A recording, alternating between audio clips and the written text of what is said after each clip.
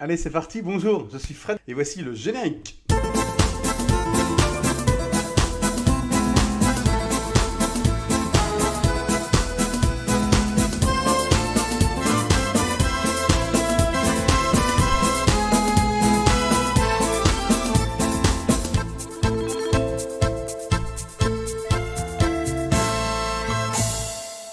J'adore ce générique, je vais l'utiliser pendant toute la séquence, là, J'ai plein de questions en retard, donc je vais utiliser ce même générique. Il est un peu long, mais il est trop sympa, il est saltimbanque comme j'aime. Allez hop, Noémie aujourd'hui dit bonjour. Elle a regardé la vidéo comment faire des collages et des peintures sur des planches de bois. Ok, très bien. Vous ne précisez pas si vous utilisez du vernis liquide ou en bombe. Si vous utilisez du vernis liquide, n'avez-vous pas des problèmes de Posca qui coulent? Merci d'avance. Tu as raison Noémie, c'est un problème, les Posca qui coulent. Alors, c'est compliqué les Posca, hein. C'est une notoriété incroyable. Ça vient du Japon, c'est fait au Japon, fabriqué au Japon, expédié du Japon, vendu dans le monde entier. C'est ce qu'on appelle mass market, tu vois, ça inonde le monde, les Posca. Et c'est vraiment bien, c'était une belle petite révolution. C'est des marqueurs acryliques, donc qui sont compatibles avec la peinture acrylique, mais ça bave. Je suis d'accord. Donc moi j'ai verni déjà, avec des vernis acryliques, et ça bave. Donc c'est un peu galère. Et en plus, je trouve que le blanc, il n'est pas toujours couvrant. Enfin bon, bah, comme je travaille beaucoup avec du blanc, j'avais un peu de mal. Alors, je vais parler des marques, hein. J'espère que je vais blesser personne, mais je vais parler des marques.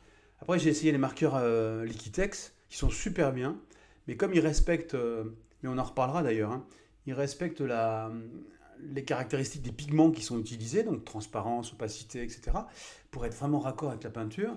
Bah moi, ça ne répondait pas à mes besoins parce que je voulais, sur des supports rock'n'roll comme ça, je voulais avoir un truc très opaque, très couvrant. Donc ça marchait pas, mais c'est des super marques. Mais ça correspondait pas à mon besoin. Et puis je suis allé chez Molotov. C'était bien, mais c'était compliqué, galère, ça coulait et tout ça. Bon, j'ai laissé tomber.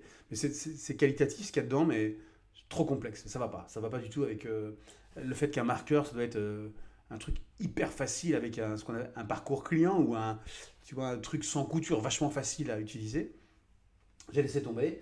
Et je suis tombé in love alors, avec PBO. C'est vrai qu'en ce moment, je suis très amoureux de cette marque. C'est une marque française que j'adore, qui se bouge à fond, quoi.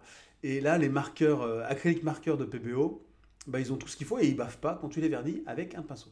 Brrr, on refait le fil. J'aurais pu répondre en 10 secondes. Pour pas avoir de problème avec les Posca, bah, tu vernis à la bombe, en plusieurs couches, comme j'ai déjà dit 250 fois. Surtout, tu n'insistes pas. Première couche qui sert à rien, deuxième couche qui fixe, et après, tu vas avoir ton résultat.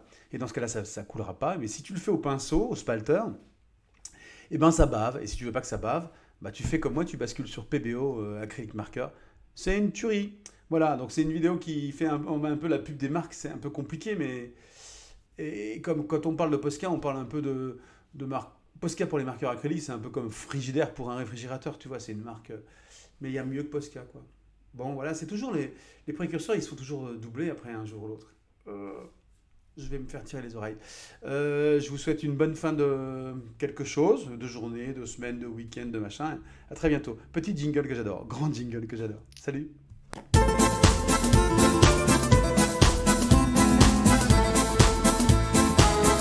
a un écho.